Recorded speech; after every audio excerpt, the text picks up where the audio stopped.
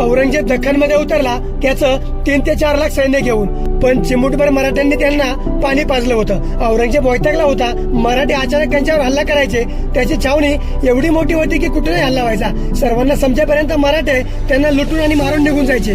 व औरंगजेब जेव्हा खवासपूरमध्ये मुक्कामी होता तेव्हा तो छावणीत बसला होता आणि म्हणतो, इन्हें हमारा हुकुम न मानने की हिम्मत कैसे होती है, क्या हमारा खौफ खत्म हो रहा है.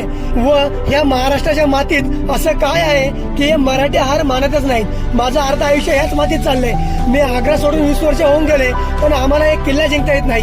जिंकणं चालून विसरूनच गेलो की काय. औरंगजेब म्हणतो, मला स्वप्न पडतात की एक वाघाचा कळप येऊन एका हत्तीला जखमी करतोय आणि तो झोपेतून दचकून उठून बसायचा. तो म्हणतो की या मराठ्यांमध्ये अशी कोणती गोष्ट आहे की ते राजा गेला तरी परत परत शिवाजी आणि संभाजी राजासारखेच आमच्याशी लढायची तयारी ठेवतात. राज आलं जिंकून या जगभरी, शिवबा राज नाव गाजे.